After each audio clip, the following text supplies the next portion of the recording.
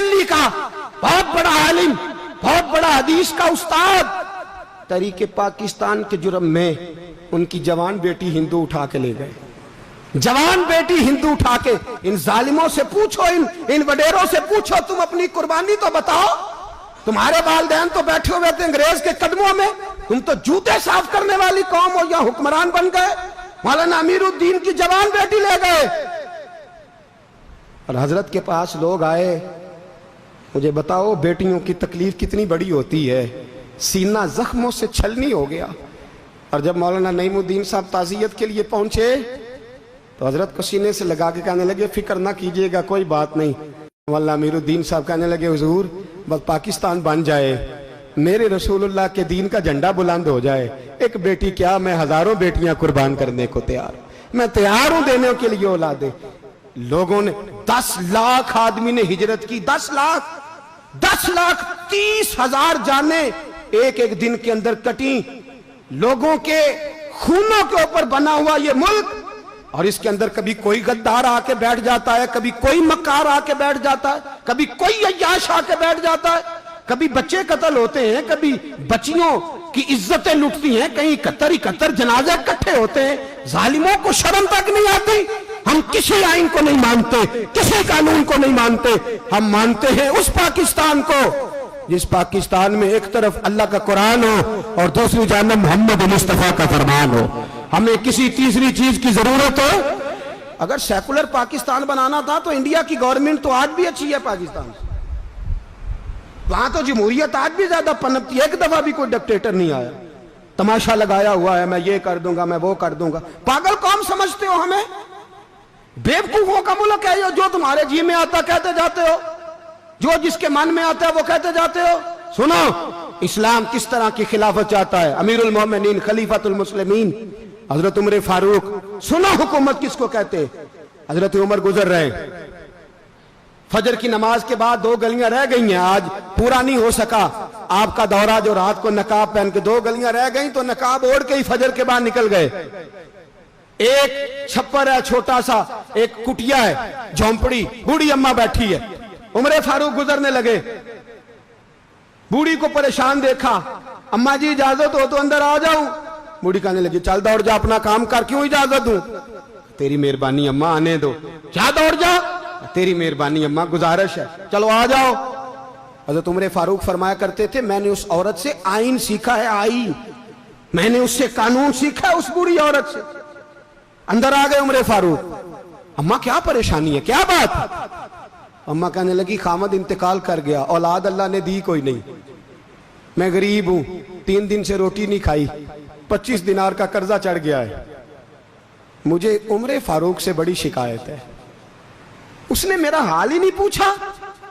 حضرت عمر کہتے تھے مجھے اس نے دستور اور آئین سکھایا، کہنے لگے شکوہ ہے، عمر آیا ہی نہیں۔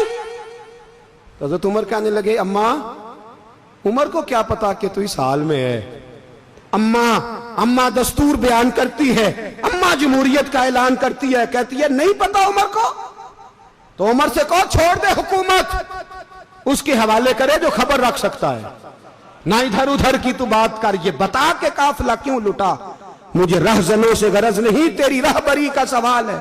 عمر سے کہو چھوڑے حکومت، اس کو دے جو پتہ رکھ سکتا ہے۔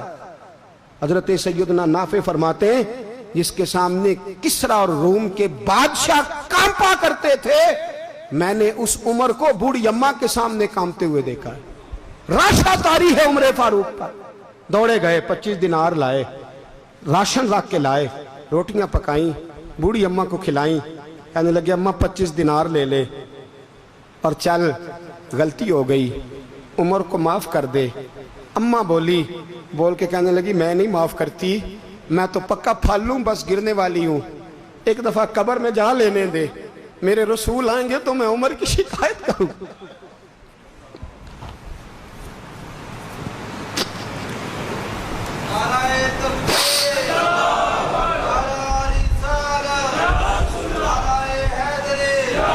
فرمایا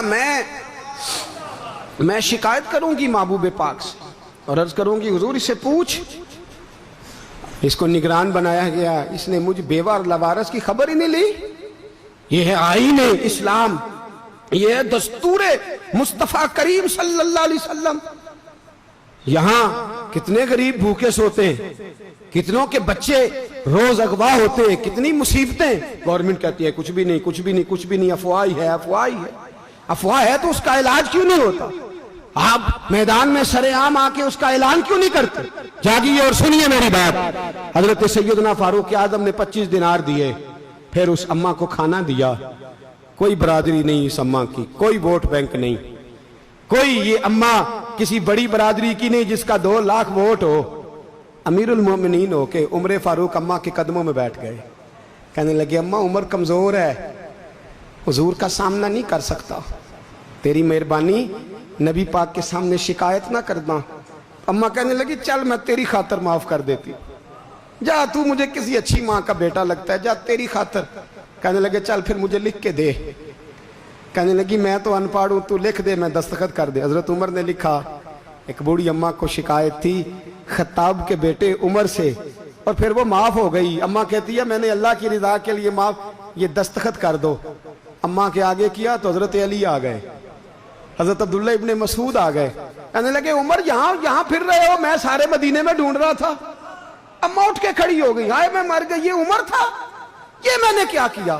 حضرت عمر کہنے لگے اماں نہ، اپنے وعدے پہ قائم رہ، تو نے جو کہا تھا اس پہ قائم رہ، ہمیں تو بتایا گیا تھا یہ والا نظام پاکستان میں آئے گا، یہ کہا تھا قائد اعظم نے، یہ رنگ ملے گا تمہیں۔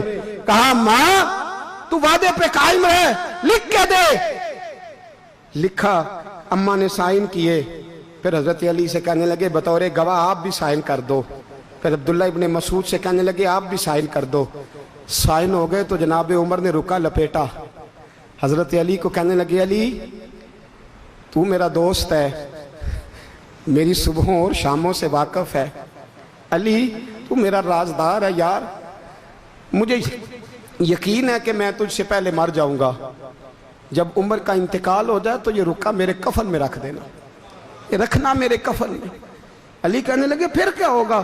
پر میں جب نبی پاک میری قبر میں آ کے پوچھیں گے نا بتا تو حکمران تھا کیا کر کے آیا ہے، تو فرمایا میں رکا نکال کے عرض کروں گا سونے ایک اماں ناراض تھی میں اسے بھی راضی کر کے آیا ہوں، حضور میں راضی کر کے آؤں، یہ یا رسول اللہ میں لکھا